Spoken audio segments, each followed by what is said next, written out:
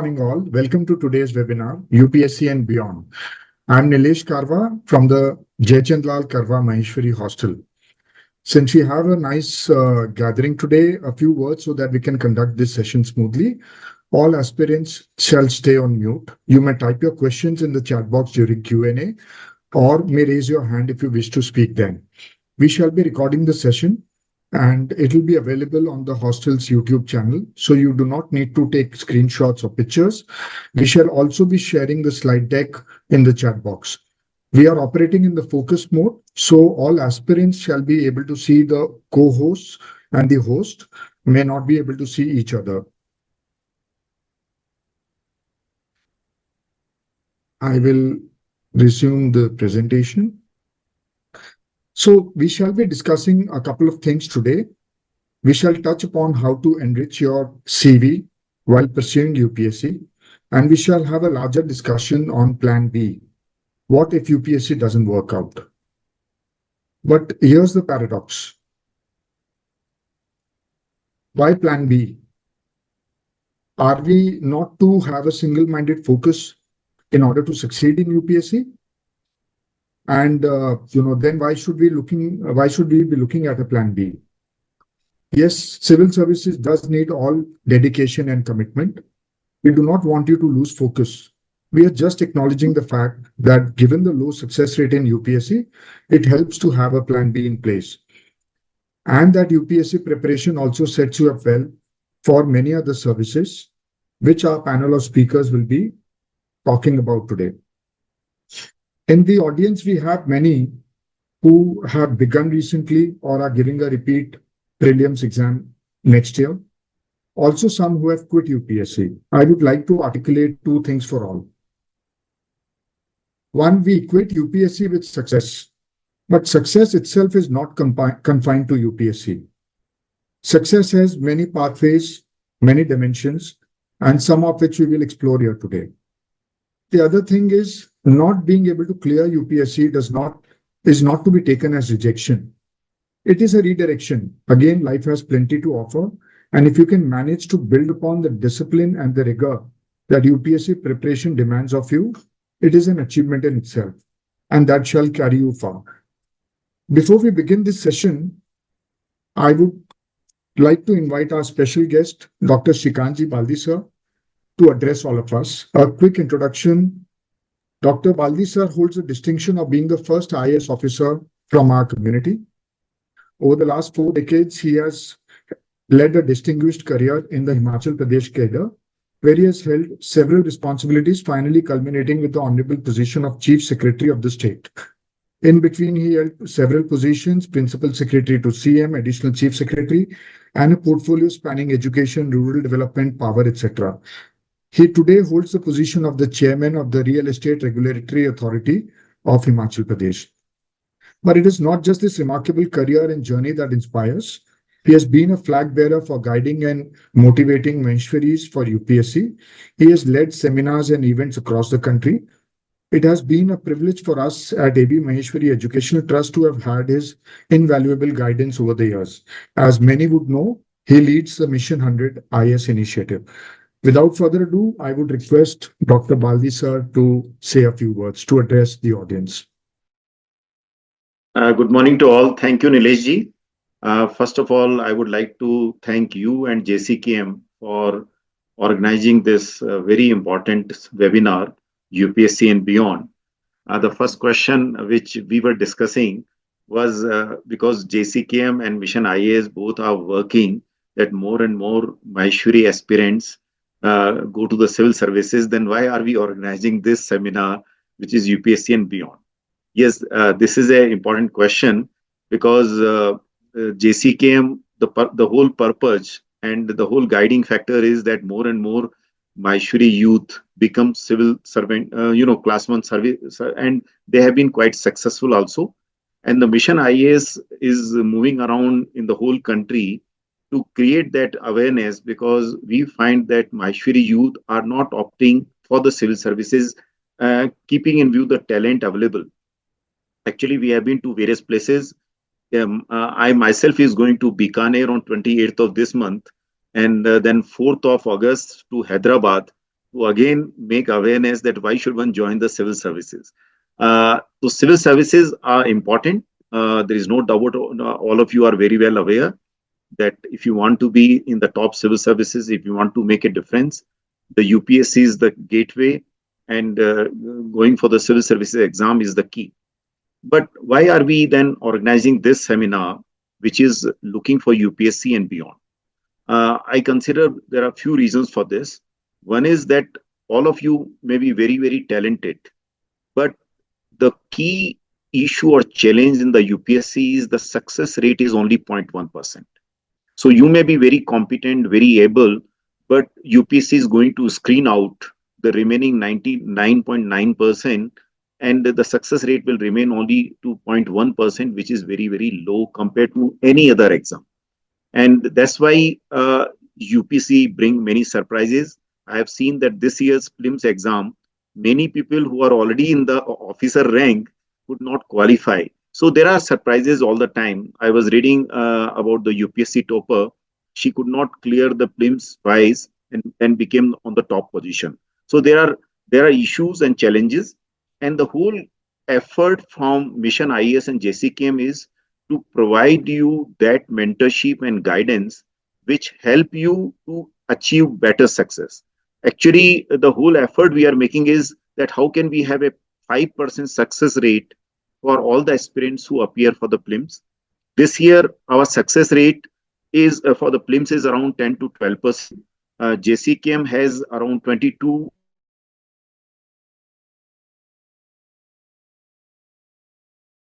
We have 8 others in our group who have qualified for prelims. So there are around 30 who have qualified, and we are looking for them to become officer by guiding them. But at the same time, when I appeared way back in 1982 and 1983, the total number of attempts in civil services were limited to 4. That continued till 2013. And then from 2014, the attempts were increased to 4 with an age to 32. Whereas in our case, the maximum age was 26. Now, I think what was done earlier, pre-2013, was a very, very wise thing, that maximum 4 attempts and the age limit was 26. Because you make your best efforts in a limited time and then move ahead. What has happened because of the coaching institute pressure, I must say that they have increased the age limit as well as number of attempts. What I consider a reasonable number is 3 attempts. That, in first attempt, you may be new, you are seeing the pattern, but second and third attempt has to be very holistically. And the fourth attempt is only when you have already qualified to an exam, you are already in a service and you are making a difference. So the guiding principle, I will remain pre-2013, when we had 4 attempts and the age of 26, the age could be 27. So that should be the guiding factor, because you have tried your best and still you could not make because of various reasons. Then you have to move ahead and look for other opportunities. And that is very, very important, because one cannot, it may be your passion to achieve this, but many times you don't get in life what you want, but you may have other directions, other opportunities which may be helpful to you. Many times when I talk with the aspirants, they say that, what do we do next? Actually, when I get a person who is at the +2 level, I always advise him to go for some professional degree. Actually, your plan B start at the level at +2. When you appears for professional degree like CA, engineers, IT, medical, that automatically become your plan B. And in addition to this, you have all other exams where we have today, I think, very good speakers. I'm told Mr. Jugal Mundra, Adarsh, Parakh, Sarda is already here. Then Akshay, Taparia, Vipul, Taparia, they are going to guide you that how did they move ahead of UPSC and got into a very good opportunity. So you have to look into this. My advice would be that try to make 3 attempts. And then if you are, because of this, then you should look seriously the other opportunities. But up to 3, it has to be wholehearted attention to UPSC and nothing else, because you have to give your best to the first, second, and third attempt, considering that it is the best.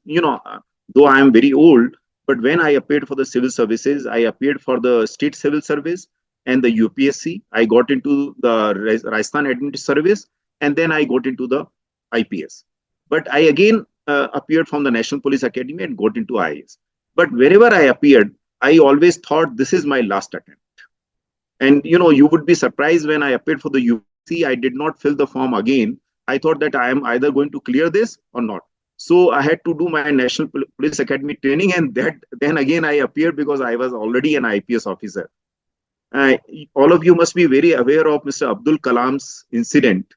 He, graduated from MIT Madras, and he wanted to be an Air Force pilot.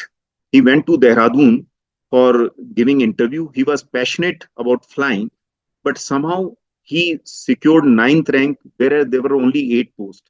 He completely felt dejected that he has not been able to make it to Air Force pilot. And it is told to me that he went to Rishikesh, where he wanted to, commit suicide. And that time he found Mr. Sivanand Saraswati, who guided him and told that, destiny may be having something better in your life. You may be having equal opportunity. So that gave him solace. He again thought about this, and then he joined DRDO. He became the space scientist and became the president of our country. So life may have better opportunities for you. UPSC is a very good option, but there may be equally good opportunities for all of you to look for, and we must explore when we have tried our best. My only request is, falling down is never a failure, but not trying with full of your capability and abilities is a failure. If you are not attempting with your best of your ability, then it's a failure. Once you have done that, move ahead, look for other opportunities and try for this. So I again thank all of you for joining this, and especially I will like to thank Nilesh ji and JCKM for organizing this very topical seminar, because we have to look for other options. Life cannot stand on one option. It has to check and find other options. So thank you very much, Nilesh ji, for taking this initiative. I will really look forward for guidance from most of the mentors who have joined today. Thank you. Thank you so much, sir. Your words energize, but also suggest pragmatism. And I hand it over to Jugal to take over and introduce our panel of speakers as he goes about it. Thank you, Jugal. I'll just start sharing my screen. Yeah. Perfect. Hope my screen is visible. Why this session and whom does this session target? So, good morning, everyone. I'm Jugal Mundra. I'm based out of Mumbai. I have given civils attempt in 2017, 2018. I was part of the first batch of JCKM's Hostel. By qualification, chartered accountant and lawyer, but presently sort of working as in a strategy consulting firm here in Mumbai. And more than happy to give back. And this is something which is very close to all our hearts. What if not UPSC? A question which all of us have grappled with at some point. And I'm very delighted that a lot of us, a lot of our friends from the hostel have joined today as part of this session. At the very outset, let me just cover a few brief points. Yeah. So firstly, this session is for full-time aspirants and for those actively contemplating alternatives to UPSC. So ऐसा नहीं है कि ये सिर्फ उन्हीं के लिए जो हाँ UPSC अब नहीं करना चाह रहे and उनके लिए है. Even those who are full-time aspirants right now, it's just good to know all of the things that will be covered as part of this session. The main objective is giving full info on alternate services and the experiences that you can have in navigating private sector opportunities. Believe me, as I was preparing for this session and interacted with all of the panelists, there's so much information that I gathered, and at the end of it, I was like, I wish I knew all this when I was studying for civil services. So I'm quite sure you will gain useful insights, and also importantly, actions that you can take while preparing for civils to improve your prospects as far as UPSC alternatives are concerned. Importantly, for those who haven't cleared prelims just now, the results recently came out. What can you do now? And I want to caveat all of this with an important clarification. Intent, as Baldi uncle also said, and Nilesh also said, intent is certainly not to discourage civil services preparation or ambition. But it's just important to know everything whilst you're doing it. And certainly a lot of us who may be at the second, third, fourth, fifth attempt, for them, how do they want to move on? And just to show, by way of a picture, we all of us don't want to always be in this mode, right? Ultimately, we want to get to, like the Raju of Three Idiots. Ultimately, all of us want a good career, right? So the picture on the left is not something any of us envisages for, for a very long time. Ultimately, we want a good career, and that's what the aim of this session is, and how can we get there. So before moving on further, I'll just stop sharing my screen for a bit and just introduce all of the panelists in the order in which they will be speaking. So if all of our panelists could just switch on their videos for just a minute, whilst I introduce you all. So to start with, we have Adarsh Baser, who was with me whilst at the hostel back in 2017, 2018. Adarsh, as many of you would know, he secured rank 1 in GPSC Gujarat Public Service Commission 2021 attempt, and presently serving as Deputy Collector at Jamnagar. Adarsh will be taking us through the opportunities available from the state civil services perspective. Thanks Adarsh for joining in. Next we have Raghav, CA Raghav Maheshwari with us. Raghav, besides being a CA ranker, is also he's cleared he's presently working as a manager at IBBI. IBBI, as many of you would know, is Insolvency and Bankruptcy India. So, and he has very, very deep insights into alternative government services. So, thank you so much, Raghav, for joining in. Next, we have with us, we have Parakh Sarda with us. Again, I'm sure many of you would know Parakh. A man wearing multiple hats, cleared several exams in the government and in the private space. He's cleared, most recently, and what he will be pursuing is Indian Forest Service, and he'll be sharing his insights. He's also cleared the RBI mains. So he'll be sharing his insights on how to navigate some of these exams. Thank you so much, Parakh, for joining in. Next we have next will be Akshay Taparia. Akshay is again, I'm sure many of you would know, Akshay is presently working in the Comptroller and Auditor General Office. He's based out of Ahmedabad. As you know, CAG has many regional offices, so he's working out of the one out of Ahmedabad, and he's cleared you get through that position by clearing the SSC CGL exam. So Akshay will be guiding us more on that. Thank you so much, Akshay, for joining in. Next, we have with us some people from the corporate, now the non-government section. We have Rajshree with us, who's in the content marketing team at Leverage Edu, which I believe is now Unicorn, right? So in the study abroad space. So Rajshree, again, I'm sure many of you would know.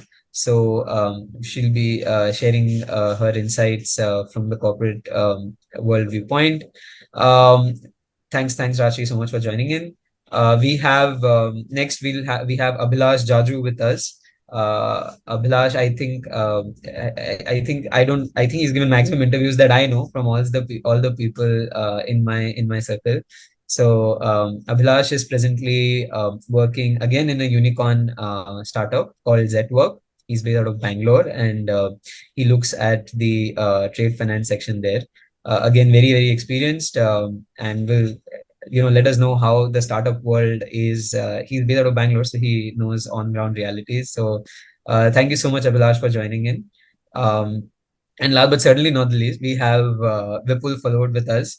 I'm not sure if you're joining from the hostel, Vipul, but great, you are. So Vipul is presently working with Central Square Foundation as a project manager.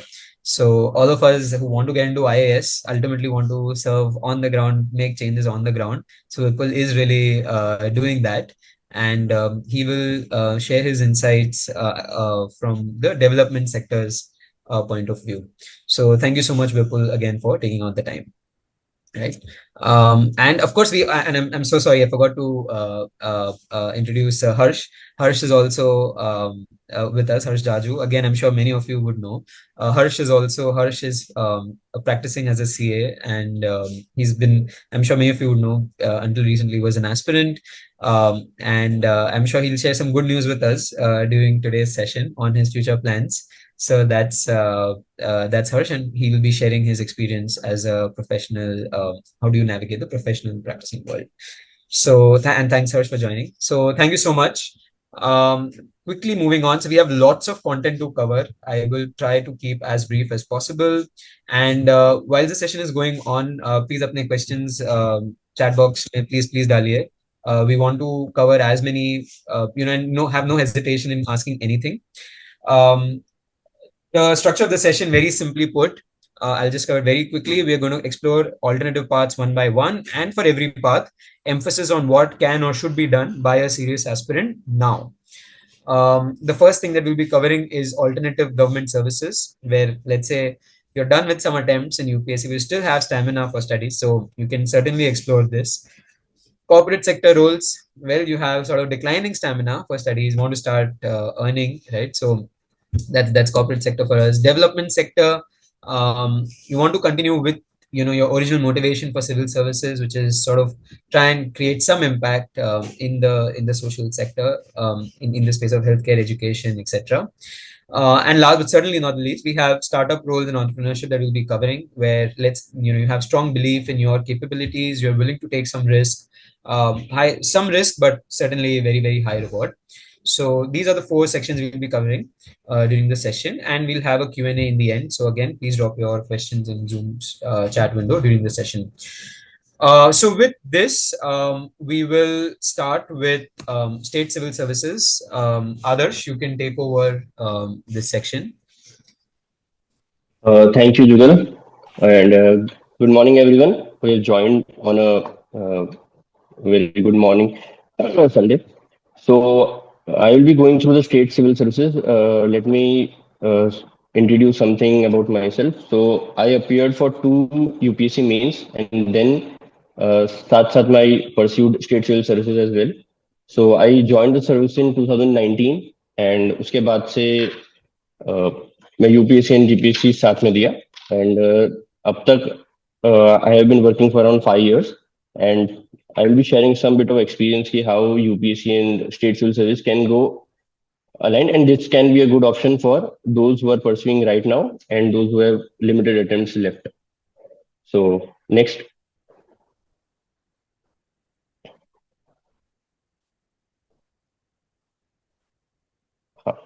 So basically, let me cover some similarities and differences कि क्या similar है जो UPSC ही pursue कर रहे हैं.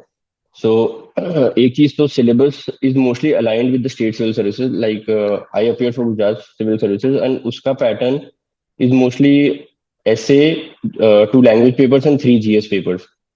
So it was altogether aligned with my preparation. So इसकी वजह से easier है वो preparation. And एक disadvantage ये हो सकता है कि promotions can take some time. So from state civil service to IAS, it can take around, in Gujarat, it is around 10 to 15 years, and it can vary from state to state. And many state civil services offer multiple roles, for example, in general as well as technical services. So general, deputy collector, deputy SP, and assistant commissioner in GST. There are multiple generalistic roles, and there are special services as well, like accounts officer, forest RFO exam, prohibition and excise officer, in that way.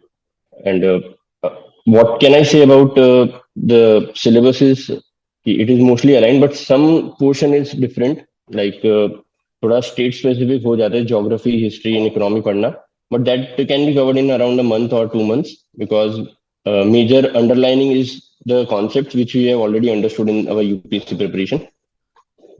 And so age limit can vary from exam to exam and state to state, but it is mostly around 21, and it can go up to 35, and for technical services up to 40 years as well.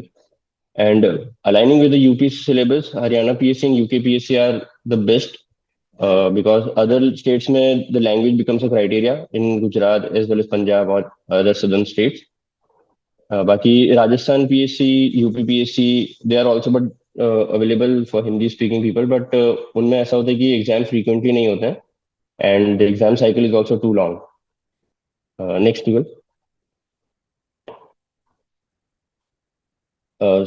So this is a question which some of you might be facing कि हम कितने exams दे सकते हैं, कौन से state के दे सकते हैं. Like I was in Gujarat, so I can appear for Gujarat exam due to my proficiency in Gujarati. But अगर आपकी लैंग्वेज वाली प्रोफिशिएंसी ना हो तो हिंदी वाले ऑप्शन जैसे बताएं. एंड अगर ईडब्ल्यूएस में आप क्वालिफाई करना चाहते हैं तो it varies from state to state. Like it is mentioned one state general category can be counted as EWS in other state and vice versa. Next. So this I mentioned.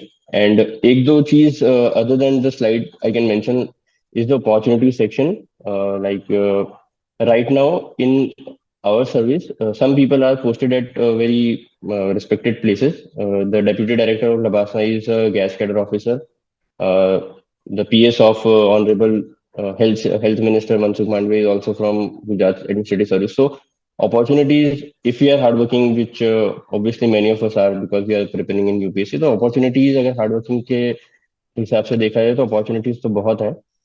And even not UPSC, then too, you can think of it as a very good career option. And regarding further doubts, so we will be taking in the Q&A session. Thank you so much.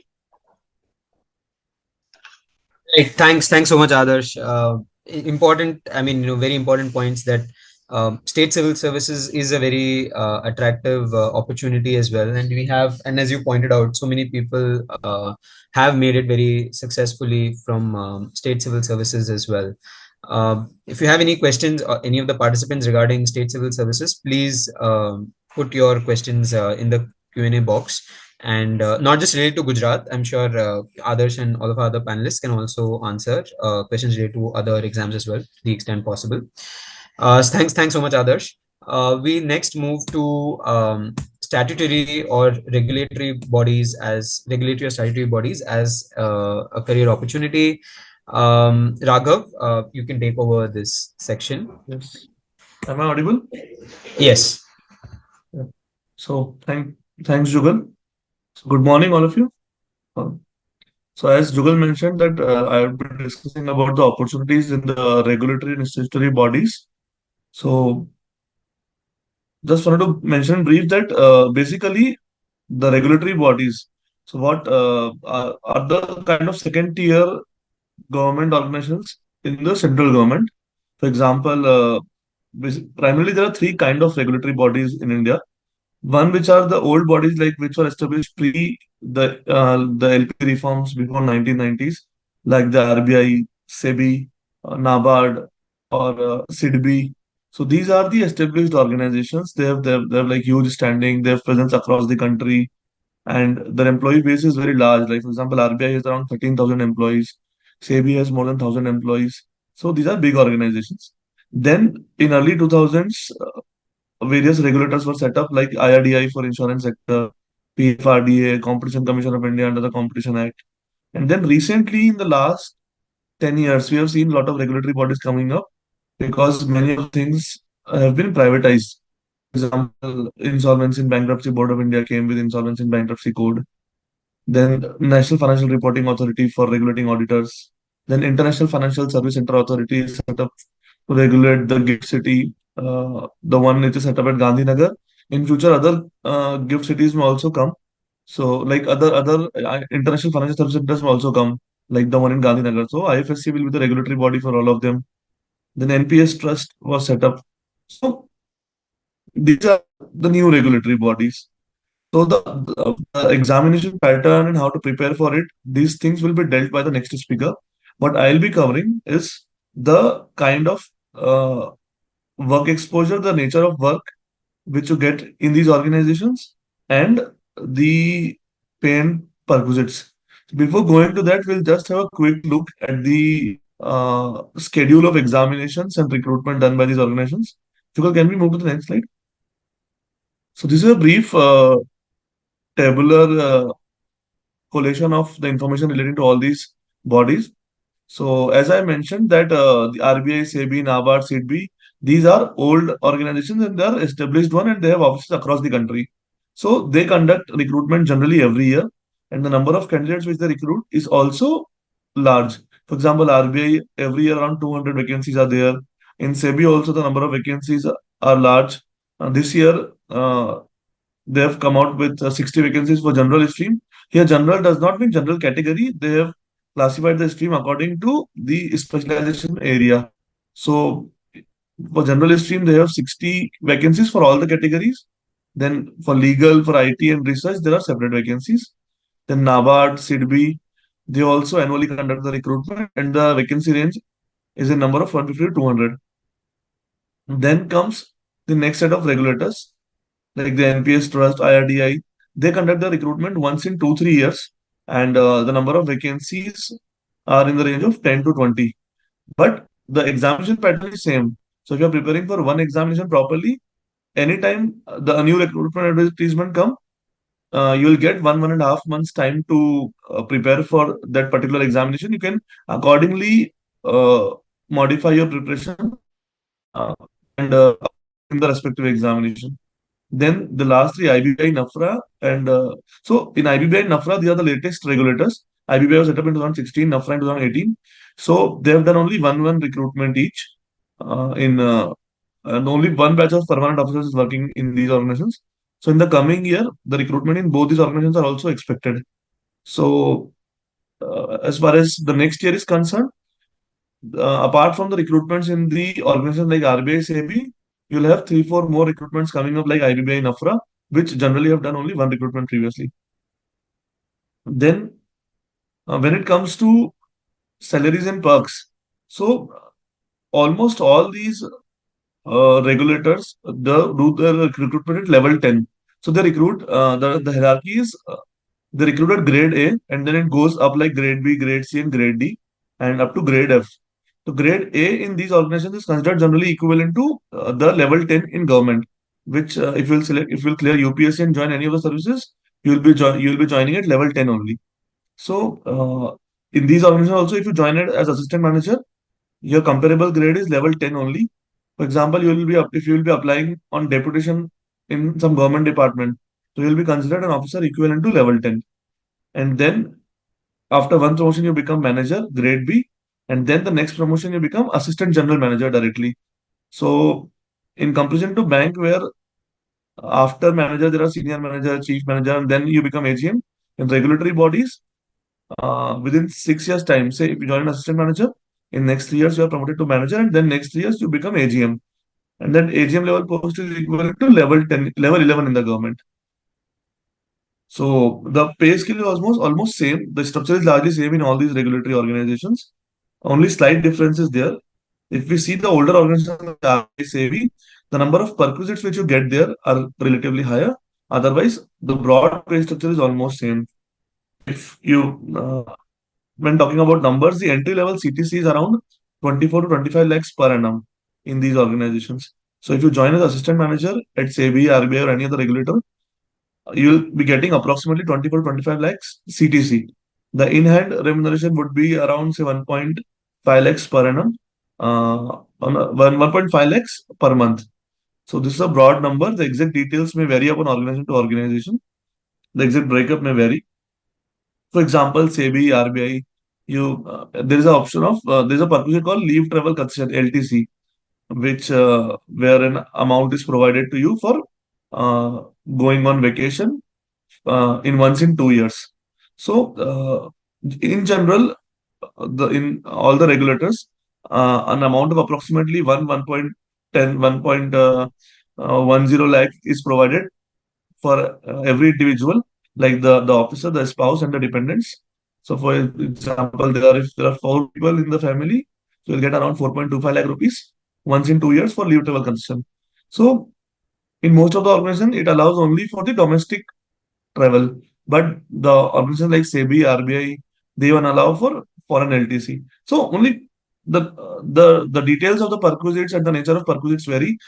most of these organizations also provide for the concessional home loans and the vehicle loans. So the terms at which these organizations give these loans, the amount of entitlement might vary, but the nature of perquisites is almost similar. And if you'll see the range of perquisites which the officers get in these organizations are sometimes wider than as compared to what perquisites we get in the central government jobs. So there are provisions like though the children of the officers are eligible for admission in the Kendriya Vidyalaya central schools, still they get child education allowance, uh, then the which is much more than what we get in central government. Then there are perks like comprehensive medical policies for home furnishing and everything. So there's a wide range of perks associated with these jobs. And another important uh, plus point with this job is apart from the organizations like SEBI, RBI, NABARD, SIBI, which have presence across India, the other organizations like IRDA, IBBI, NAFRA, they have only one office in Delhi or say some Mumbai or Hyderabad. So most of these jobs are largely non-transferable. Even if you join SEBI, like almost 80% of service would be in Mumbai. So only once or twice you might get posted outside.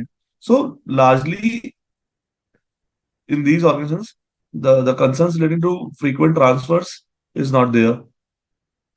Then if we talk about promotions, so apart from RBI, which recruits directly at grade B, all other organizations recruit at grade A, and it takes around 6 to 7 years to become AGM because it takes around 3 years to become manager and then next 3 4 years for AGM.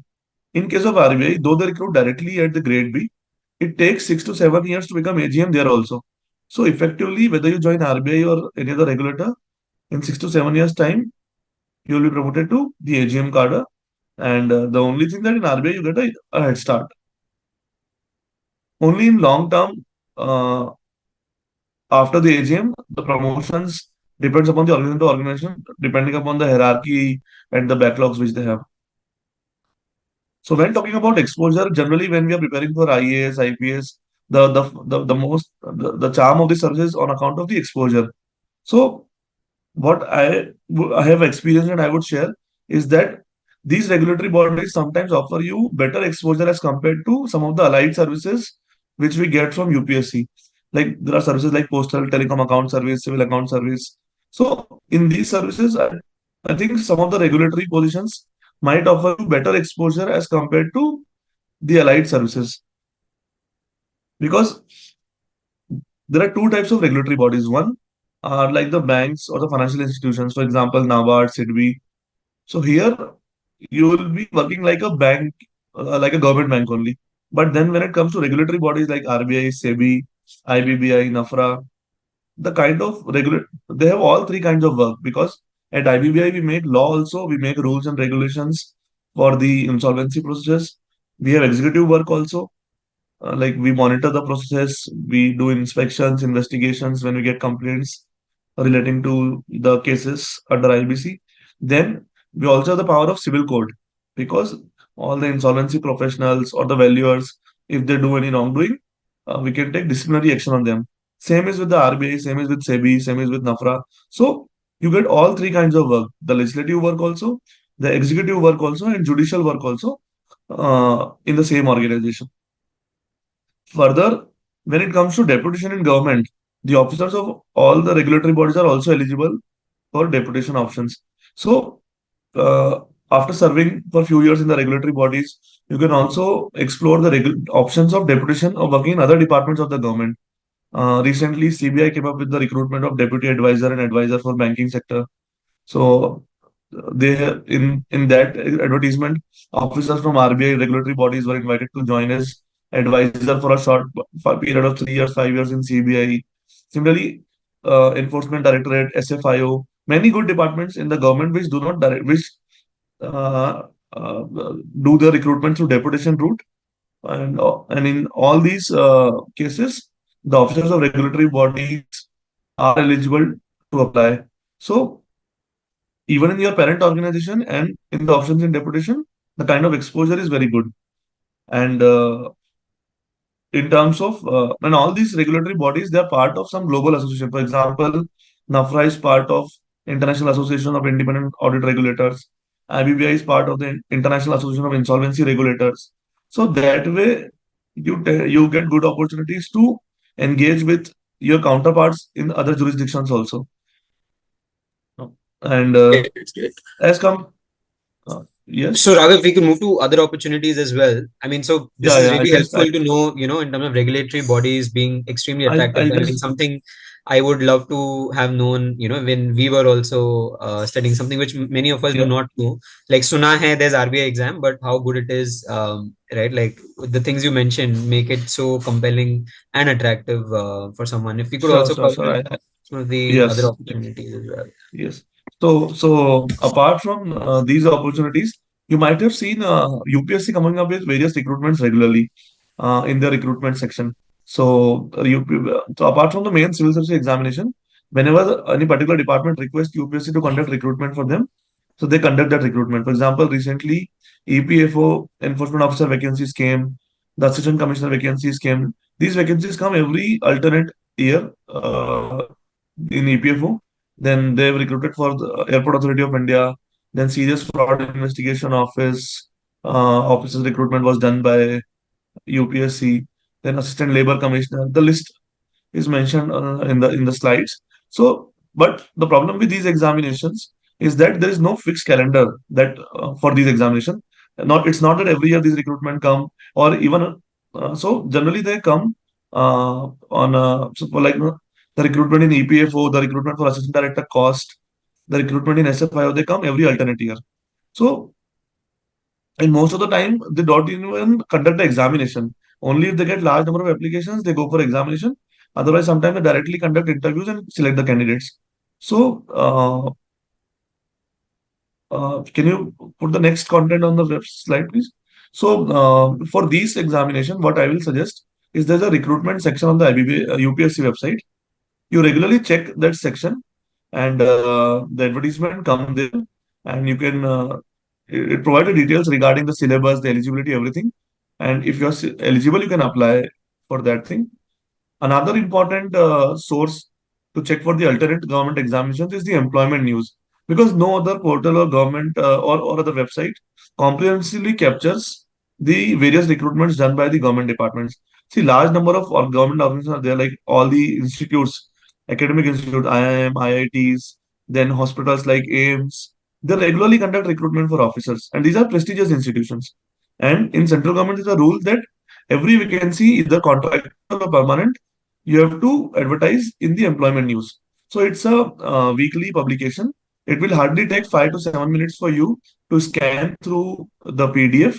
So I'll request all of you to subscribe to this employment news. You will easily get this on its website, and spend 5 minutes every Monday to glance over it and see what other vacancies are coming and for what you are eligible. You'll get a lot of options which will alternatively are not we are not aware about them.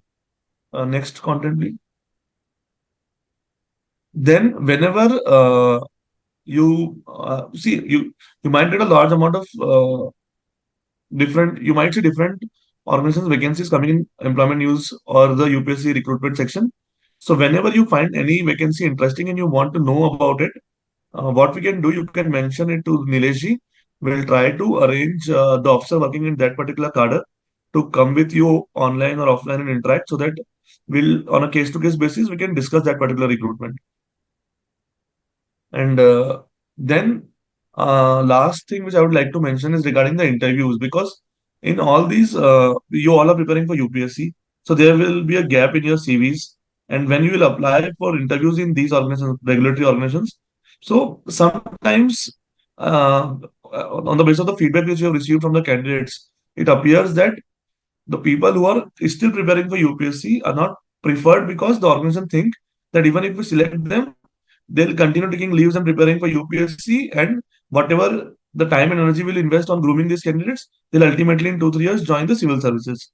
So you should try to associate, or at least on record or part-time basis, you should associate with some organization, so that, or look for some alternative which you can mention on your CV, that what you are doing along with the UPSC preparation, which you can mention in your interviews, that you're not preparing full time for UPSC and you are serious to join that organization and look and have intentions to continue to work with that organization in the long run.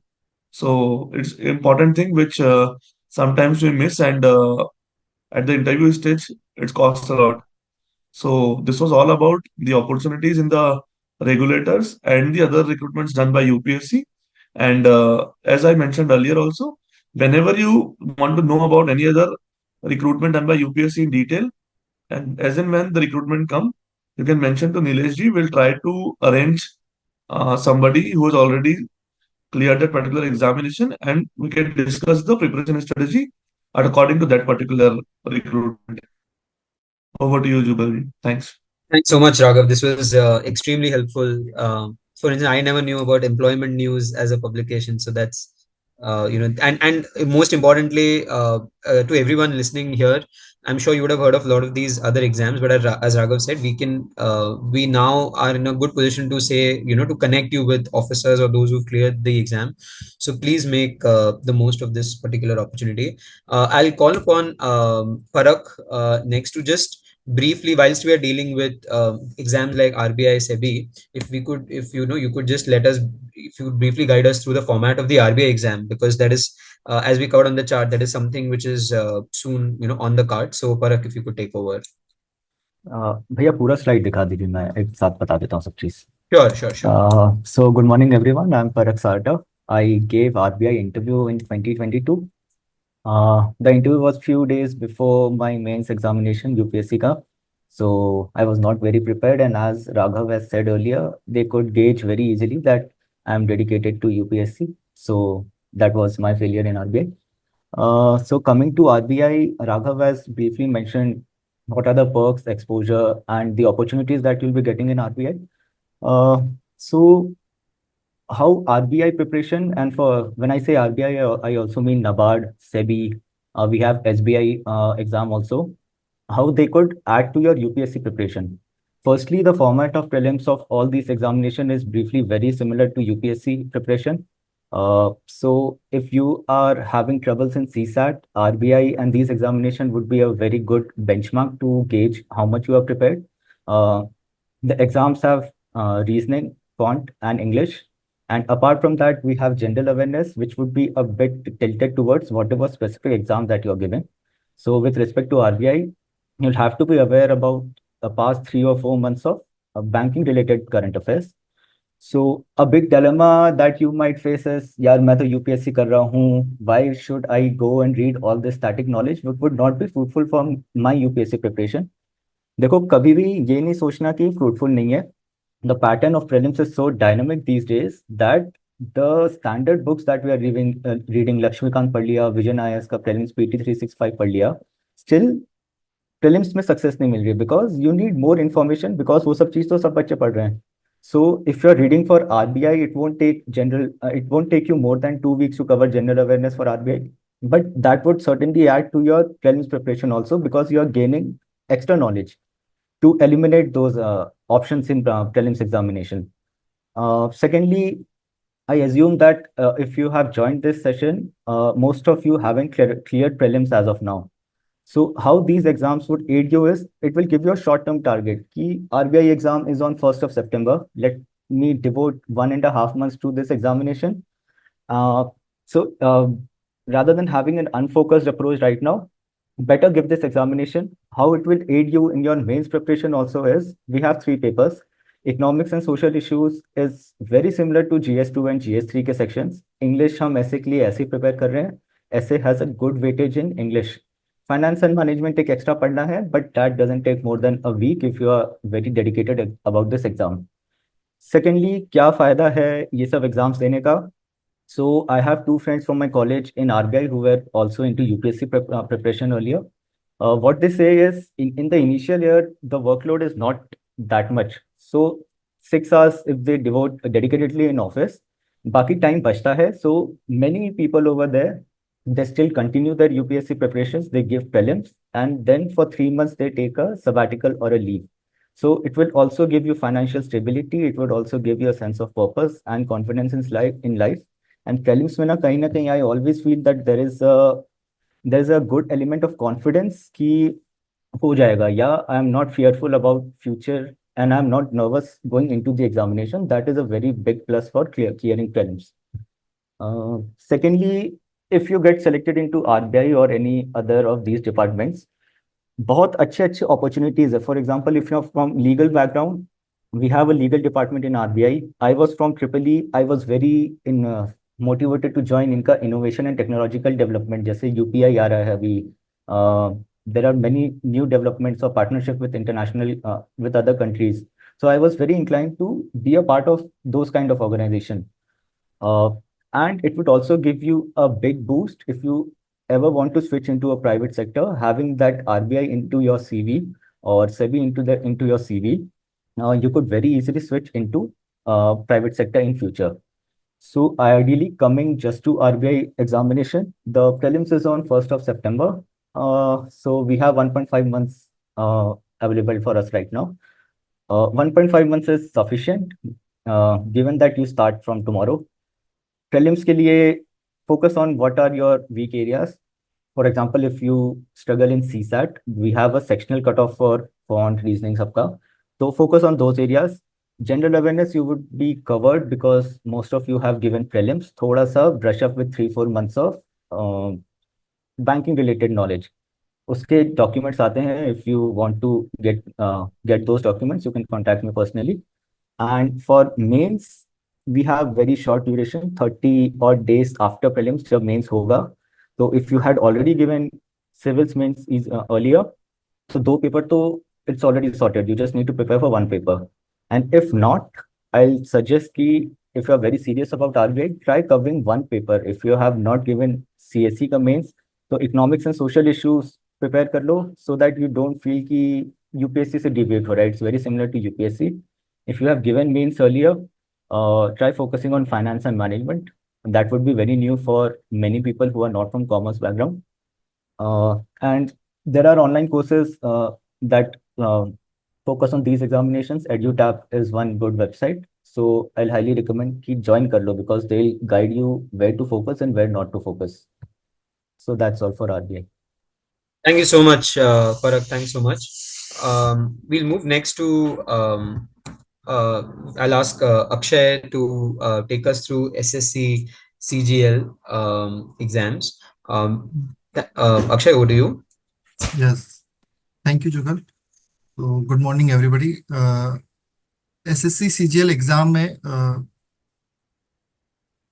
किस type की vacancies आती है. So first of all I will give you a brief overview about those vacancies. So UPSC civil service exam में IAS और IPS को छोड़ के जितने भी सेंट्रल सिविल सर्विसेज के ग्रुप ए पोस्ट जो होती है, उनके सबके group B and group C post are selected through SSC CGL exam. SSC also conducts several other exams, but SSC CGL is one exam जो रिलेटिवली मतलब it gives you good opportunities to work in the central government. So every year there are around 25 to 30 lakh applicants in this exam, and of which 15 to 20 lakh people appear for the exam. So 25 to 30 lakh apply and 15 to 20 lakhs appear for the exam, and there are around 15 to 20,000 vacancies. But of these vacancies, अगर हम group B को group B consider करें, उसमें भी हम reservations वगैरह देख लें, तो you will have to focus on the you will get only 1,000 good posts, even less than that, to focus on. So ये एग्जाम रिलेटिवली यूपीएससी से काफी इजी है, लेकिन कंपटीशन इज मतलब almost equal to UPSC. So competition काफी होने की वजह से इसमें आपको गुड पोजीशंस के लिए थोड़ा अच्छा प्रिपरेशन करना पड़ता है.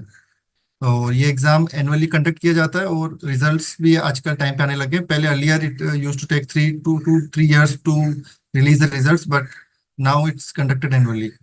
पोजीशंस जैसे मैंने बताया, इसमें जो सबसे मोस्ट सॉट आफ्टर वैकेंसीज होती है, इसमें इनकम टैक्स इंस्पेक्टर है, CBIC inspectors.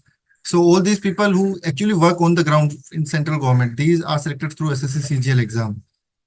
Enforcement officer in the ED, assistant section officer, and assistant audit officer like I'm working.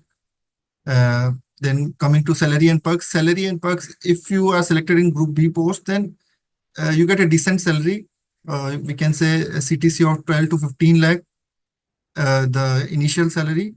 And then there are perks like medical facilities for your entire family. Then there is facilities of LTC, और उसके अलावा भी बहुत सारे facilities होते हैं, tours होते हैं, और कुछ ट्रेनिंग्स होती है बहुत वेरियस टाइप्स की, तो वो सब आपको काफी इसमें बेनिफिट्स मिलते हैं. Then talking of the about the format of the exam. So ये एग्जाम में मोटा मोटी दो टीयर्स होते हैं. सो टीयर 1 के अंदर इट्स सिंपल 200 मार्क्स का पेपर होता है. There are 4 sections: quant, English, reasoning and general knowledge. So general knowledge और सिमिलरली टीयर 2 के अंदर भी कॉन्ट, ये चारों टॉपिक होते हैं: quant, reasoning, English and general awareness. General awareness, if you are seriously preparing for UPSC civil service, then I think more than 50% of the questions you can easily, मतलब आप आसानी से उनको अटेम्प्ट कर सकते हैं और इजीली उनको करेक्ट कर सकते हैं, बिकॉज वो सब पॉलिटी और हिस्ट्री के टाइप के क्वेश्चंस होते हैं. एंड कॉन्ट के अंदर स्पेशली इस एग्जाम में आपको काफी फोकस करना पड़ता है, बिकॉज जो एग्जाम अपेयर करते हैं मोस्टली सब engineering, maximum people are from engineering background, और उनका कॉन्ट काफी अच्छा होता है. और असली फाइट जो इस एग्जाम में होता है वो कॉन्ट के अंदर ही होता है, कॉन्ट एंड रीजनिंग के अंदर. सो इसके लिए आपको डेडिकेटेडली काफी मतलब कम से कम 1 से 2 महीने का प्रिपरेशन करना पड़ेगा. Apart from that, if you solve previous year papers for the other sections, then that is sufficient. फिर computer knowledge and data entry, speed test, these are qualifying in nature, और ये आराम से क्लियर हो जाते हैं, बिकॉज नॉर्मली हम लोग कंप्यूटर पे आजकल स्टडीज करते हैं, तो वो उसी टाइप का नॉलेज वो पूछते हैं, तो उतना वो डिफिकल्ट नहीं होता है. So if you are preparing for SSC CGL, तो इसमें मैक्सिमम टाइम आपका कॉन्ट का, क्योंकि कॉन्ट अच्छे लेवल का आता है एकदम, और उसको अच्छे से प्रिपेयर करना पड़ता है. तो अगर आपका एप्टीट्यूड और इंग्लिश का नॉलेज अच्छा है, तो around 3 months time it takes. So और फिर अपार्ट फ्रॉम दिस, मैं उसके वर्कलोड के बारे में बता देता हूँ कि इसमें जो सर्विसेज मिलती है उनमें बहुत ज़्यादा वर्कलोड नहीं होता, बहुत मतलब वर्क लाइफ बैलेंस अच्छा होता है. एंड मतलब इसमें सेलेक्ट होने के बाद you can easily prepare for other exams. उसमें आपको टाइम भी अच्छा मिलता है, और मतलब daily in office there are, in the initial years, initial 2 to 3 years there is around, मतलब 2 से 3 घंटे का ही काम होता है ऑफिस में, ज़्यादा काम होता नहीं है. और ट्रेनिंग्स, बहुत टाइप की ट्रेनिंग्स होती है इनिशियल ईयर्स में, तो मतलब सफिशिएंट टाइम मिल जाता है. Without even taking the leave you can easily prepare for other exams. So that's all about SSC CGL exam. Thank you. Over to Jugal. Thanks so much, Akshay. The working hours are, I mean, those working in the private sector are definitely very envious Yes, right now. yes, But yeah, I mean, this is really important information, right? Because many of our aspirants who are here would be thinking, "नहीं पर ये ले लिया तो फिर is that the dead end to UPSC?" So, as someone who is really inside and you know how things are, this is a very good yes, way to at least get some earning stability, at least to start with, and you can simultaneously prep, which is really not possible in the private sector. yes. And So thank you so promotions, much and for. I forgot to mention about promotion. Promotions are actually they vary from post to post, but in majority of these posts, it takes around 15 years, 15 to 16 years for reaching to the Group A post, which is directly selected to UPSC exam. So in Perfect. that way also it is good. Thanks, Akshay. Thanks a lot for sharing information about this. Parakh, I'd like to just draw you in again. We've listened to Adarsh talk about state civil services and its format. We've heard Raghav take us through RBI, and you've also taken us through that. And also now Akshay has also told us about the format for SSC. So, is there some way that someone who's, let's say, right now not cleared prelims, has some time before the next prelims comes, is there some sort of integrated prep that they can do to make the most of all of these alternative government exams? Surely. So if we look into CSAT 2023 paper, which was very difficult for most of the aspirants, is bar easy aaya, but let's take that as just once in a lifetime जैसा case. So what happens usually, and I've seen this in hostel also, that we get serious for CSAT months before the examination. उस समय GS भी दिमाग में रहता है. तो CSAT we go more into rote learning kind of situation. ये question है तो ये ऐसा solve, ये है तो ऐसा solve. So I've told this in hostel before also. you start CSAT preparations from now only. This will help you is crunch time when you're starting your prelims preparation from Feb. CSAT is not in the back of your mind कि CSAT भी करना है रोज, and CSAT is also one of the stumbling blocks. Secondly, if you are preparing for CSAT right now, there would be many exams in future. Let's say RBI आएगा, SEBI आएगा, NABARD आएगा. Every exam has a very good role of CSAT for qualifying prelims, and you'll be competing against engineers as earlier told. So it would also help you in qualifying those examinations. Secondly, static GA जो हम कर रहे हैं, that also is very much useful in prelims and also mains. अगर आप वहां से data fetch कर ले रहे हो for your GS answers, static GA, it would also help you differentiate your answers from जो regular हम पढ़ते हैं, like vision से निकाला तो सबने निकाला वो data. This would give you a broader example set, broader data set. And secondly, specifically ये exams के लिए ना जो online होते हैं, you'll always have mains में computer based typing. So that depends कि किसका कितना, how much you are competent in computer typing. Otherwise, that doesn't take a lot of time. Grammarly जैसे softwares आप install कर लो, and you can start practicing 20 minutes a day. So just the specific nuances for each exam that you are targeting, that doesn't take more than 10 days. Rest every preparation is very much common. Perfect. That's very helpful. That's very helpful, Farak. And just to be sure, everyone who's listening here, I mean, this is coming from someone who's actually done it. So this is not, gyan dena is easy, but doing it is the tough part. And Parakh and Raghav, Adarsh, Akshay, they've all done it. So yeah. Thanks so much. So we'll just now switch gears to the private sector and the corporate sector. So this was all to do with government, and just one bit that I forgot to mention here. We've got two things I want to mention. One is a great input that's come from Mansi Kabra. She suggested one YouTube channel called Finance MCQ, and there are quite a few PSU vacancies that keep coming on this channel. It's a good channel to get information about that, so you could certainly subscribe for it if you want it. And the second point, just one more reminder, please ask whatever queries you have in the chat box. This will be very helpful for everyone. So yeah. So now shifting gears to the private sector, corporate one, startup, development sector. Some of the questions, a lot of questions that we received before the session as part of the Google form. One question, very common question, was when do we start pursuing our plan B, or when do we start going for all this? So again, there's no set answer to this, as Baldi sir mentioned that he said that 3 attempts is probably correct. In my personal view also, I would put it somewhere at 2, 3, somewhere around that. But again, it depends from person to person. There is no one correct answer. We know people who've gone till the 5th or 6th attempt, and they ultimately tasted success towards the end. And I know so many people, start at the time, one attempt is all I'm giving, or 2 attempts. That's maximum that I can really even afford to give. So there's no one size fits answer for that question. Secondly, another important question is, what kind of opportunities will we as a civil service aspirant get once we get into the corporate sector? So the answer to that is as again what Baldi sir mentioned, which is your plan B has to really start after 12th, which is what you do as part of your graduation is going to play a great role in what role you will get, even if you don't clear civil services, right? So I mean, bad news, but I haven't come across any specific role, maybe except IAS coaching centers, which are specifically okay, because you've done IAS ki preparation, to hum aapko ye role, definitely this is some role that suits you, right? Even in the development sector, as Vipul will say, it's not like they're going to give you some extra maybe some slightly minor edge, but it's not that. Most of the people that I know in the development sector that I've come across, most of them did not prepare for civil. So so again, what matters is what has been your aptitude and your background so far. Now, and the third most asked question, and we have quite a few things on this slide. The first one: how to justify a gap on CV, and should I mention UPSC on my CV or during the interview?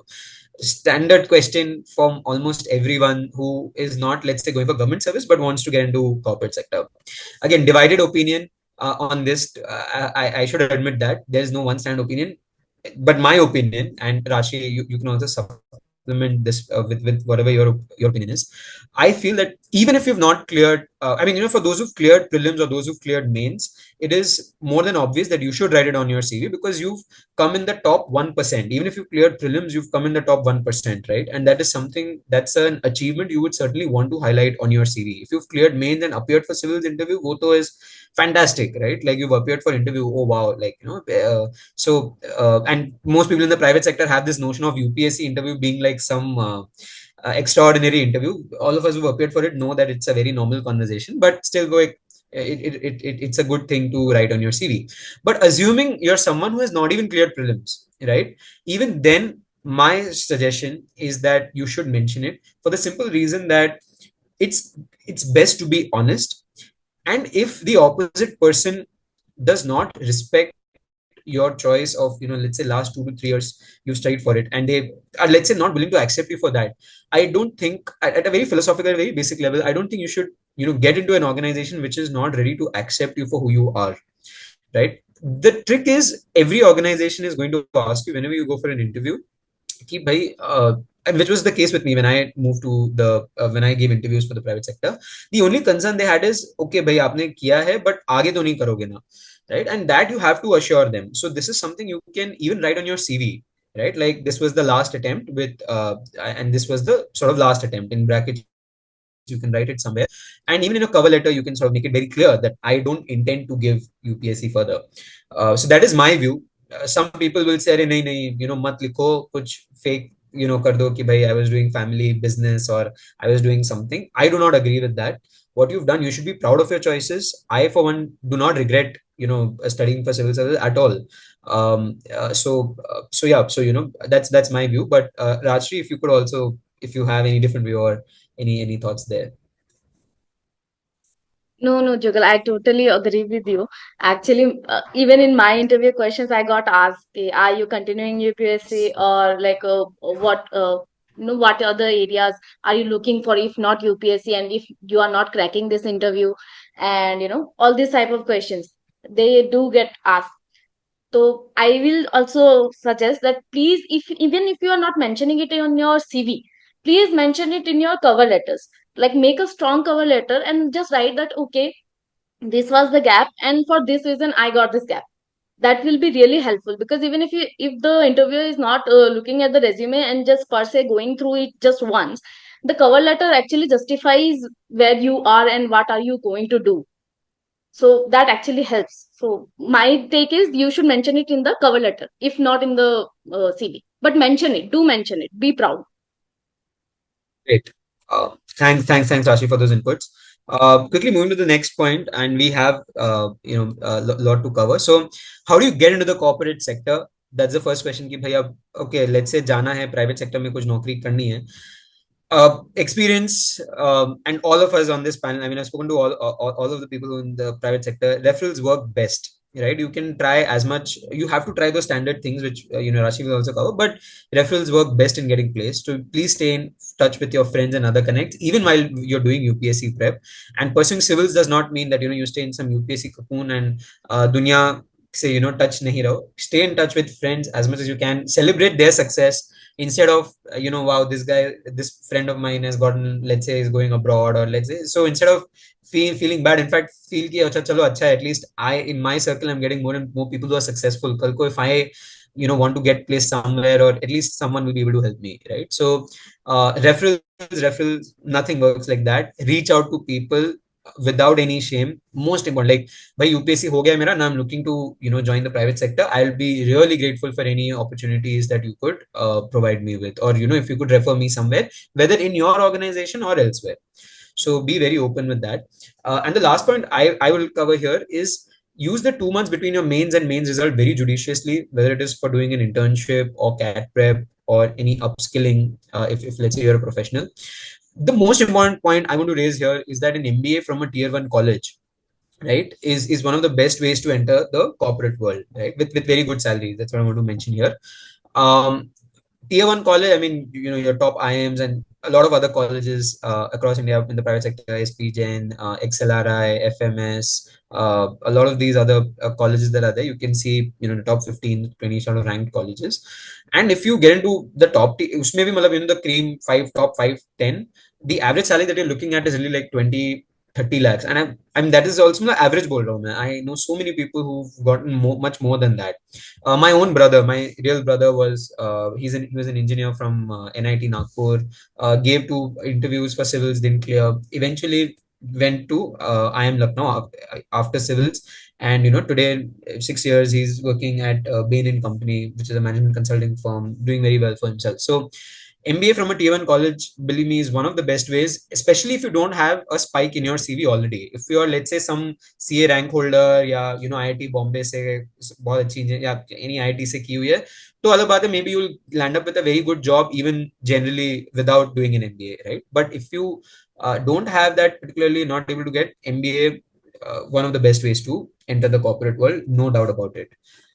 So with this, I'll just stop here. Maybe Rajshree, if you could cover the next few points on gateways to corporate sector. Thank you, Jugal. You can just put out the whole presentation. Yeah.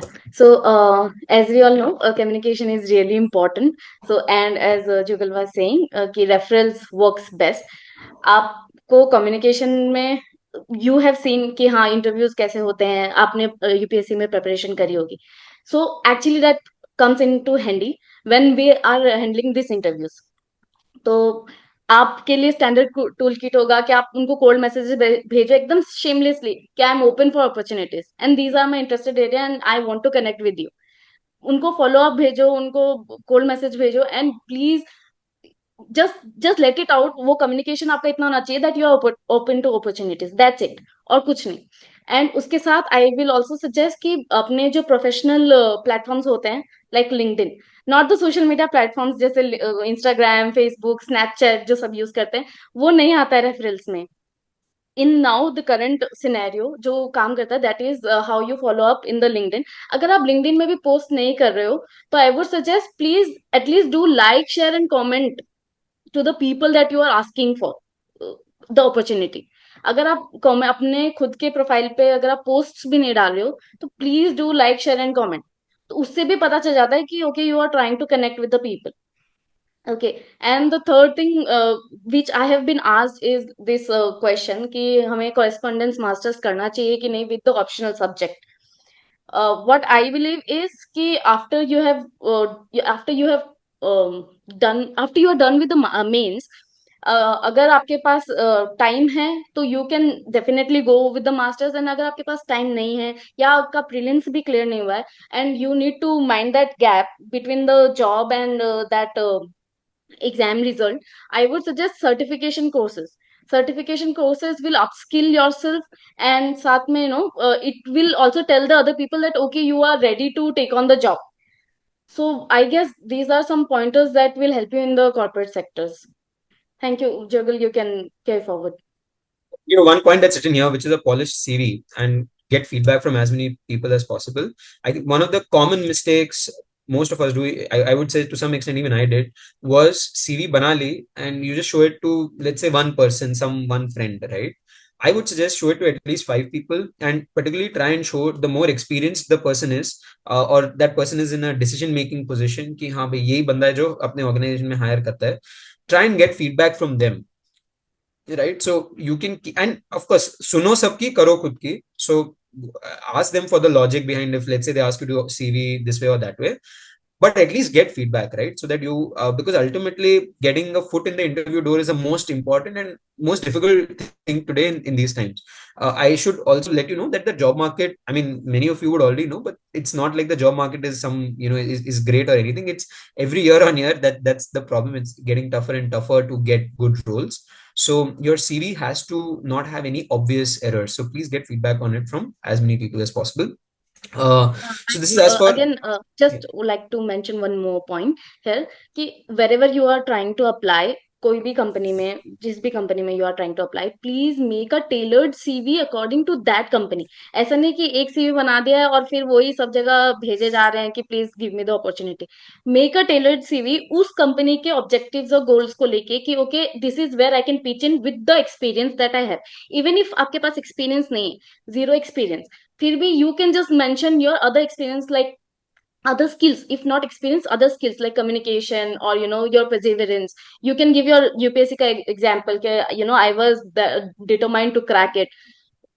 So these are some kind of Got it. examples that you can put in even if you do not have any experience. So just tailor the CV Right. according to the company that you are trying to apply. That's it.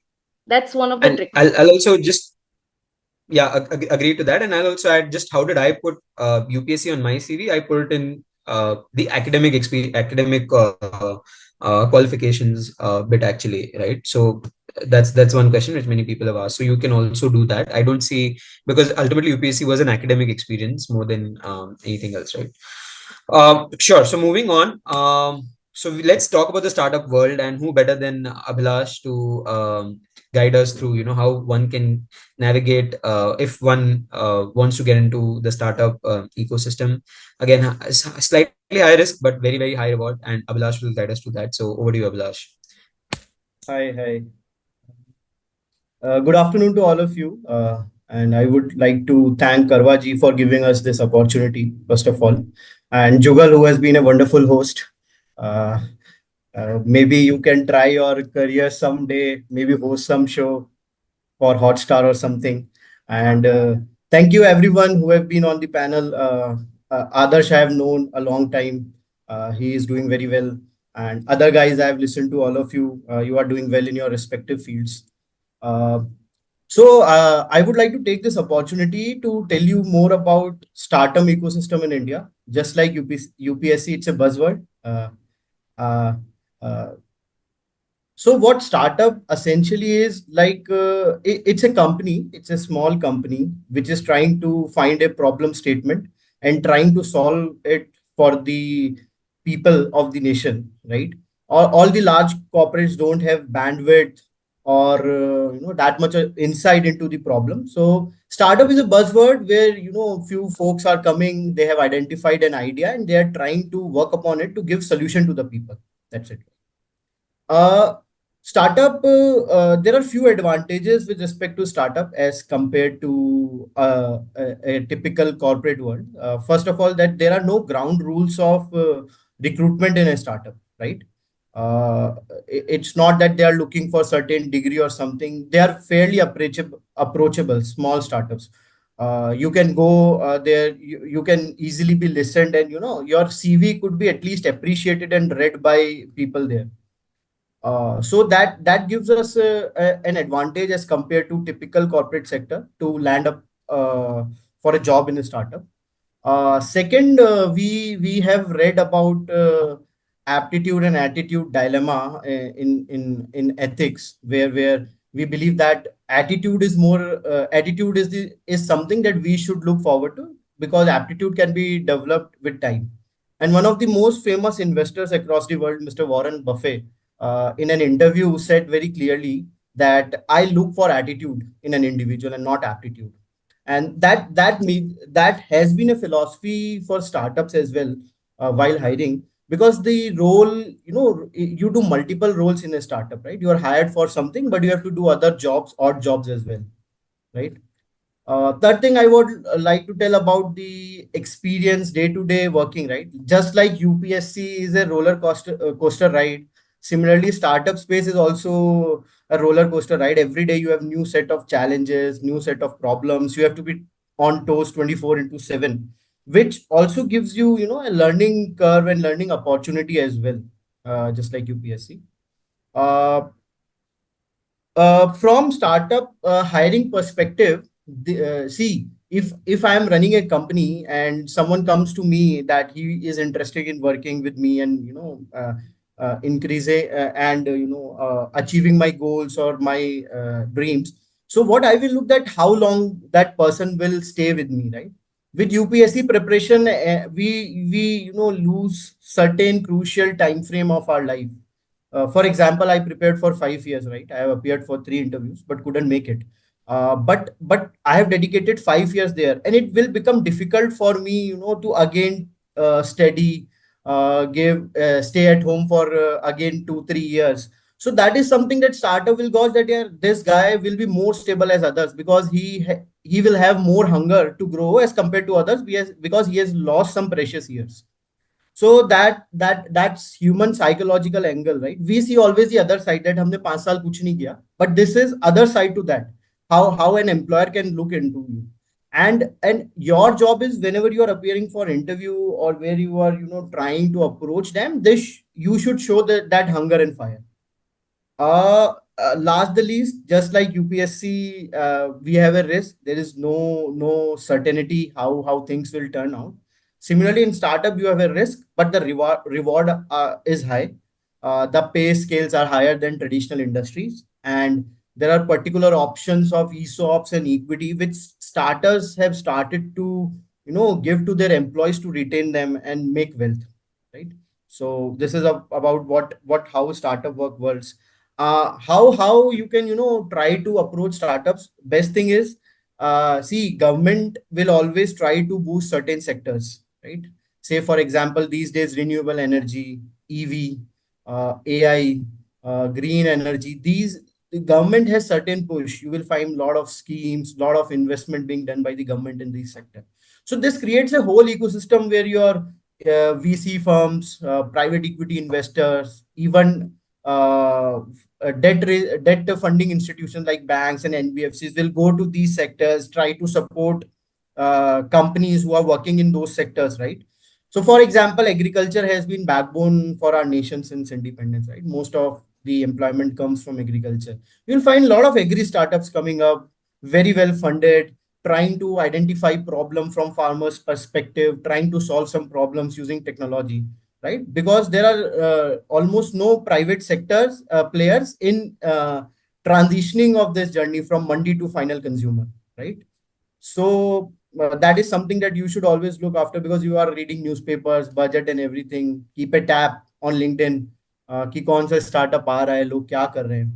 Second, as Jugal mentioned in previous slide, that connections, right? And connections work everywhere across schemes, in businesses, in personal life. Here, try to build connections with people. You might be having a lot of friends. Stay in touch with them, not with the sole purpose of the fact that they will refer me someday, but you should have friends around, right? Always in the preparation. Don't isolate yourself.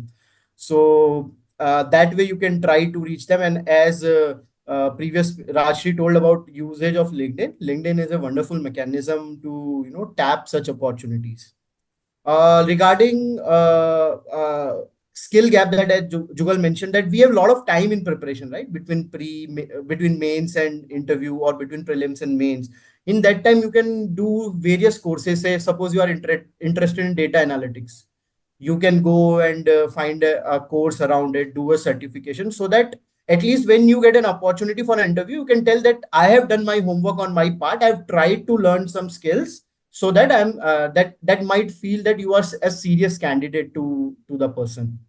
So see, and regarding your background, as this question might come up, any engineer, any graduate, to my belief, particularly in science background, engineering background, or any other background, even BCom graduates, you can come and find an opportunity here because different kind of roles are available for them. And another thing that I would like to emphasize is on, sometimes getting a job might get difficult because you might not have previous experience. So what you can vouch for is, at least you can vouch for you can go and ask for an internship for 3 to 4 months in a startup.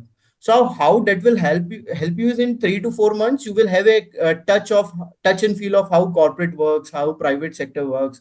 And probably they can absorb you in 3-4 months, or you can move on carrying that experience and start your career, right? Briefly, I tried to explain about startups, how it works. Happy to take any questions after the session. But one thing out of all this, I think it's a great opportunity. UPSC as an opportunity is great. So are other government exams where you can go. So is private sector. one thing we should not forget in this journey, that at the end of the day, we are humans, and this preparation and all these things should not take a toll on us, right? You should enjoy this journey wherever you are and move on in life, because at the end of the day, journey is more beautiful than destination. So enjoy the journey and best of luck to all.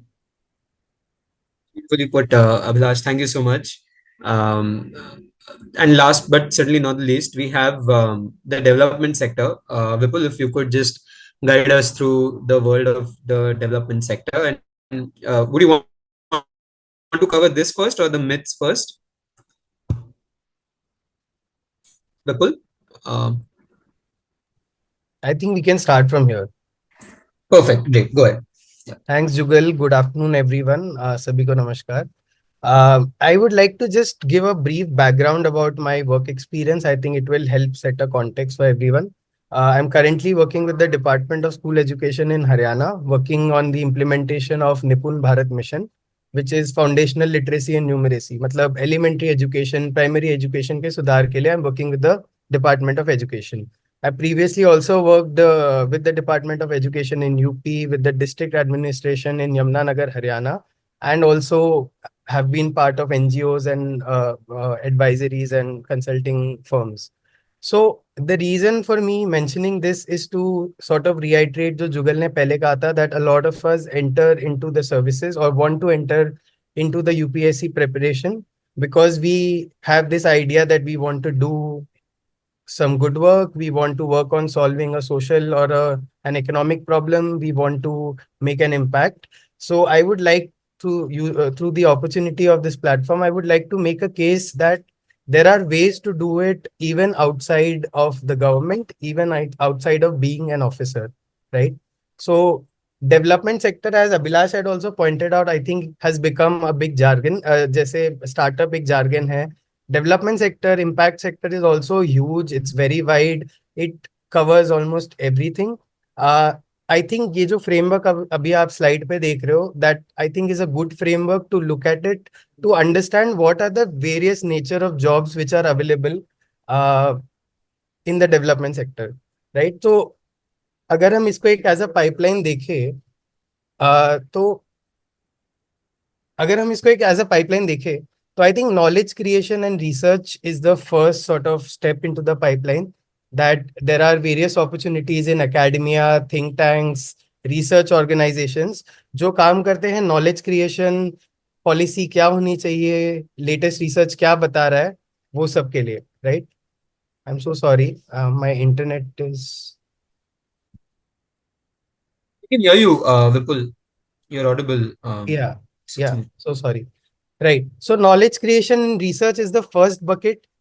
I think we can look at this framework from the point of view of कि आप as an individual क्या चीज में interest रखते हो, आपको personally क्या excite करता है और आपका एप्टीट्यूड किस चीज की तरफ ज्यादा है, right? So as I was saying, development sector is not just one thing कि आप एक एनजीओ में काम कर रहे हो, आप एक प्रोग्राम को इम्प्लीमेंट कर रहे हो. It's a whole array of different things which requires different skill sets, which has different opportunities and which has different eligibility criteria.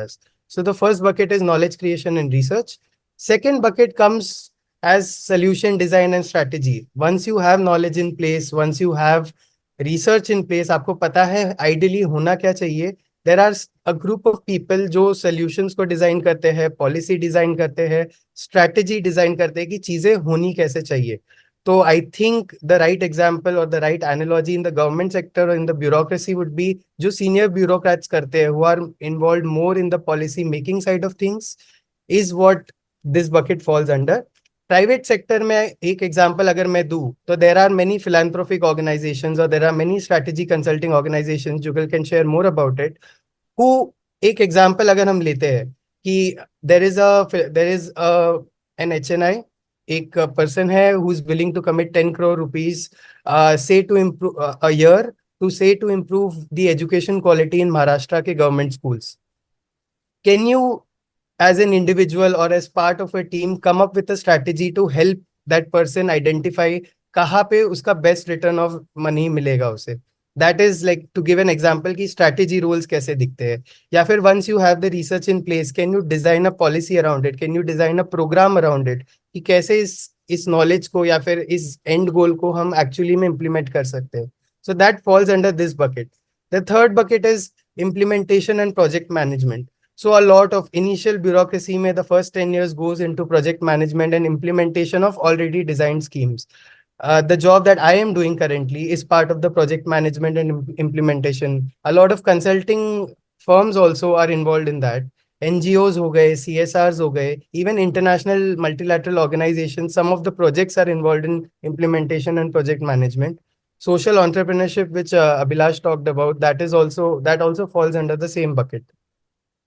The last bucket is monitoring, evaluation, data analysis. This is also up and coming. It's a very important field. There are specialized organizations also जो ये इस चीज में specialize करते हैं. There are consulting firms. There are many government contractual positions also जो data scientists को, data experts को, monitoring and evaluation experts को hire करते हैं. And lastly, to power all of these, there are funding organizations which include philanthropies, impact investment firms हो गए, social VCs हो गए.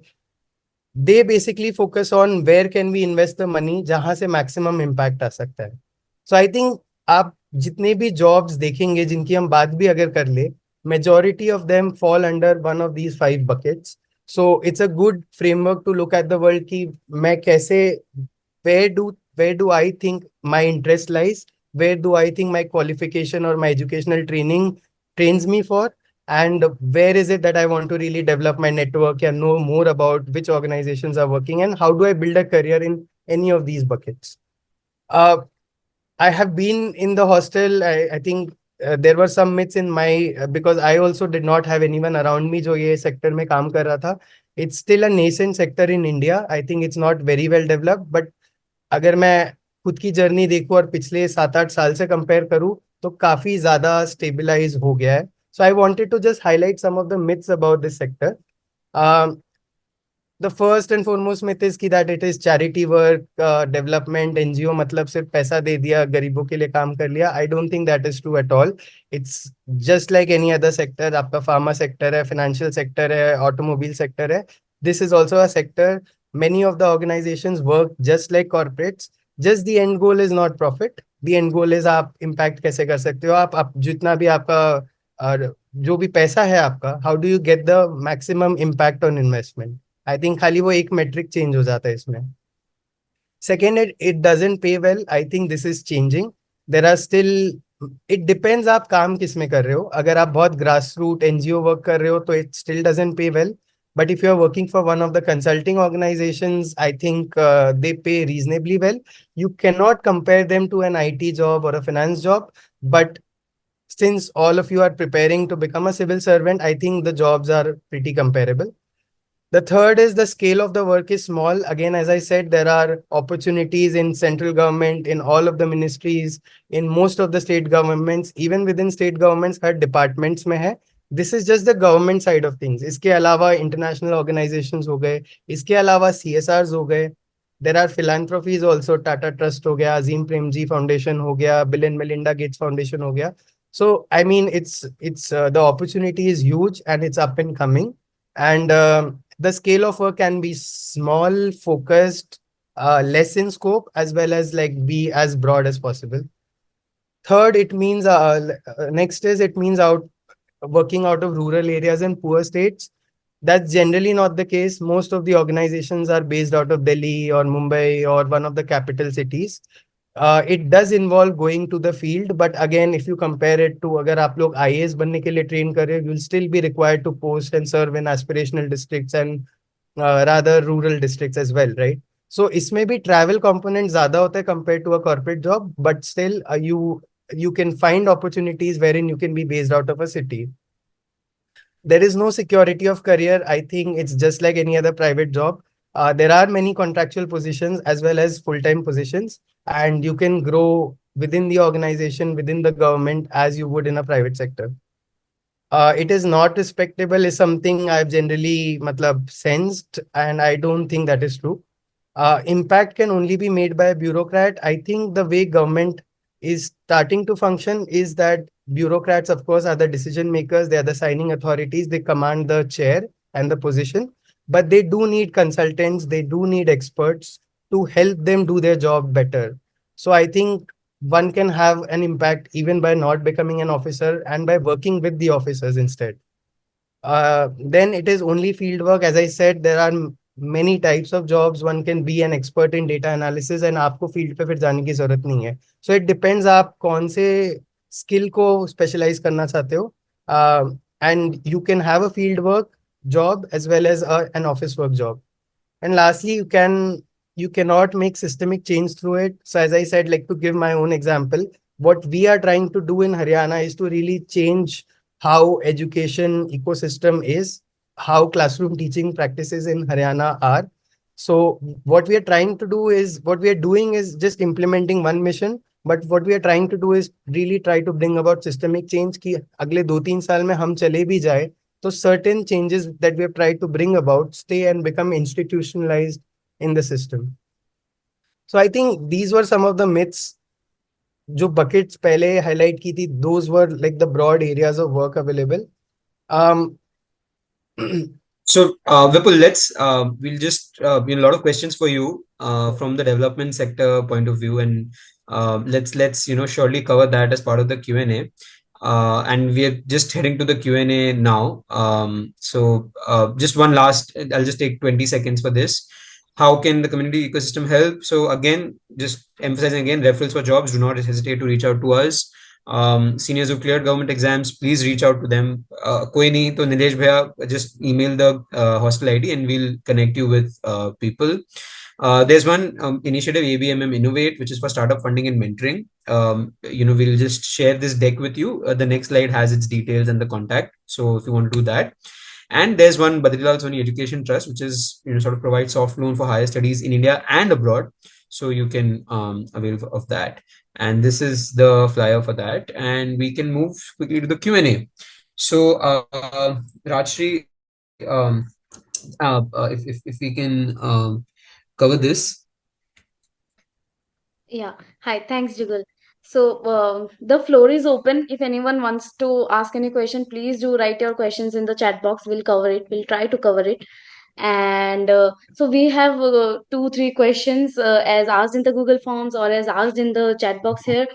One of the question is for Abhilash. Is what are the other opportunities in startups that people can look for? If Abhilash can just guide through us that. See, if you are a techie, say you have done engineering, right? Then most easily available opportunity is into data analytics, right? We are living in a data-driven world. A lot of data needs to be put in, analyzed, and particularly data in startups is very unstructured, right? So data analytics is one opportunity. Operations, right? Generally business to business startups are operationally heavy.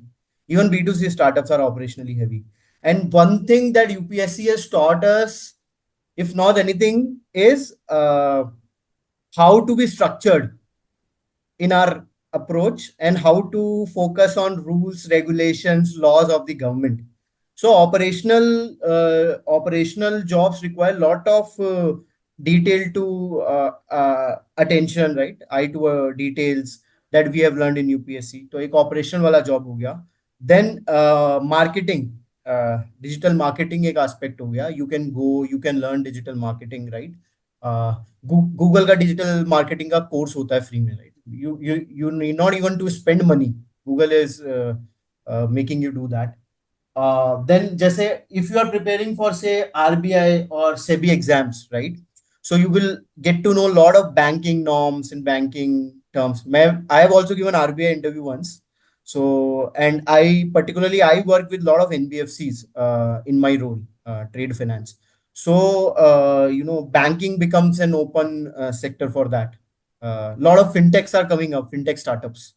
तो उधर लोग मिलेंगे नहीं, right? If you go to corporate world, people can't read 4-5 page letters or regulations, so they will always require you कि कोई पढ़ के बता दे क्या करना है. So that way, these 4-5 opportunities I can immediately think of that can be taken. But again, depends on case to case. Like someone from commerce background also, we have a finance team, finance manager के under assistant managers होते हैं, right? You can go, you can start your journey from there. There are a lot of account reconciliation, ledger reconciliation, right? A lot of nuances around direct and indirect taxes. जो आप BCom में पढ़ते हैं, you can copy there. That's very helpful. That's very helpful, Abhilash. Another question, Rajshree, if we have. Yeah, we have one more question for Vipul.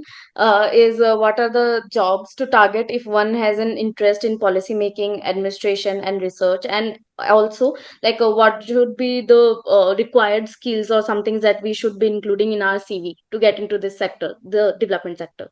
I'll also probably, if you can also club Rajshree, any other question also for development sector here. I think there were. Yeah, people have asked about, Vipul can answer them in one go, plan. basically. Yeah, there's this plan B. Asta Single has asked, is there any certain skills and courses that they can have for global governance impact fellowship or data analytics course for this particular sector? So if he can just guide us through that. There's no more Right. question. Yeah, I'm not sure about this particular program. I've heard of it, but I don't have a first-hand experience of it. But generally speaking, in my experience, development sector is very open to UPSC aspirants. A lot of people in my team are also ex-UPSC aspirants, and there is empathy. So, अगर आपके 2-3 साल का gap year है, there would be consideration for it. But at the end of the day, it is how you build a narrative, how you show आप करना क्या चाहते हो और आप वो चीज आपका इंटेंशन बहुत मैटर करता है इस सेक्टर में. And secondly, do you have the required knowledge and skill to do the job well.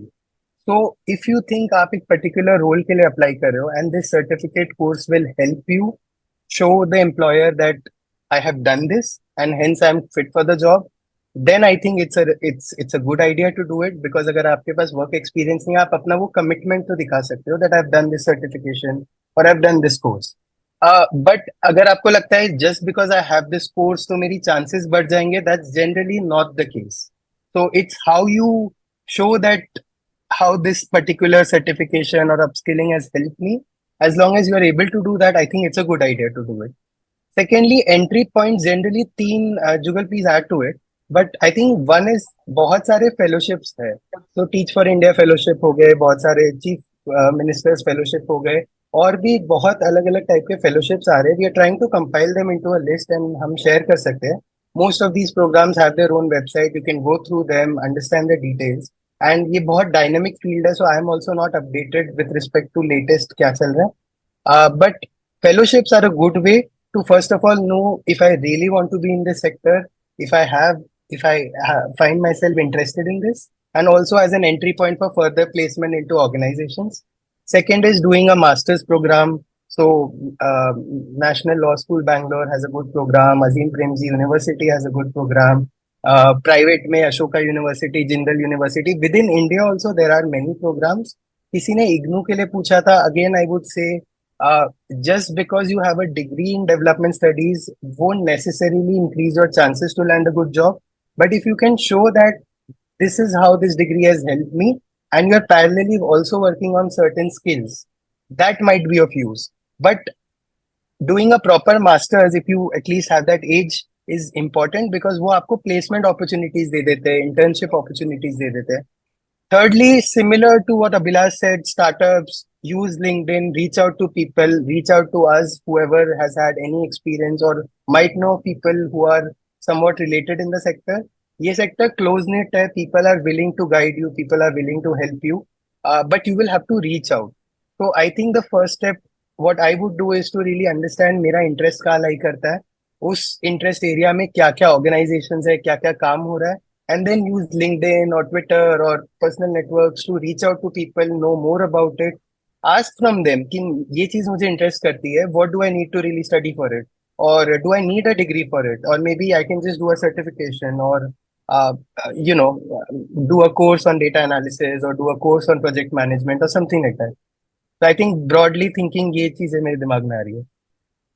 But I agree with you Vipul, completely. Reaching out is the first step, and I'll just supplement with just one short point. I think there's one LinkedIn person. You can check his profile. His name is MS Mahala. So he every week he'll post hiring updates in the social sector across levels, across all types of orgs, जो कम पैसा भी देते हैं, जो काफी अच्छा पैसा भी देते हैं. So across the spectrum. So again, repeating, it's MS Mahala is his name. So you can follow him on LinkedIn for social sector hiring updates. Anything else, Rajshree, for in terms of queries? No, as of now, Great. not. We can conclude, yeah. Perfect. So Nilesh, I'll leave it to you for conclusion. Thank you, Jugal. At the outset, I thank Dr. Shrikantji Baldi sir for joining us. It is an honor for all of us to hear from him. We were also joined by our chairman, Shri Nandkishorji Karwa, and managing trustee, Shri Brijmohanji Rathi, for this session. Very importantly, I want to express my deep appreciation for the panel of speakers who put together today's webinar. Jugal Mundra, he led the initiative. He has hosted the session wonderfully. And his efforts were duly complemented with those from Adarsh Raghav Maheshwari, Parakh Sarda, Akshay Taparia, Rajshree Lahoti, Jaju, Abhilash Jaju, and Vipul Falor. For the paucity of time, I cannot, probably do much more, but together they have presented an overview of these opportunities with the selection procedure, benefits, and career path. And it has been great teamwork. It has taken quite a few sessions and interactions between all of them to put together and present a coherent presentation. We have also had written inputs coming in from Hemant Maheshwari, Mansi Kabra, Sanskar Bajaj, and Ronak Maheshwari. I acknowledge their contributions. All of these people brought in their domain knowledge. Their attachment with the cause comes from the fact that they have walked in your shoes earlier. Finally, we also acknowledge all the aspirants for their dedication and endeavor. We salute your courage, your time and effort invested in the pursuit of a civil services career. It inspires us to do whatever we can to support this community. Should you need it, we shall be happy to connect you to the panelists. I have shared the email ID. Rajshree has shared the contact number. You could reach out over WhatsApp or email, and we shall be happy to connect you with the concerned person for further inputs. We have not been maybe able to answer all of your questions. We have tried to cover most of the questions which were put up in the registration form. Thank you all for joining today. We are running a little late on time. Wishing you an exciting and fulfilling journey ahead.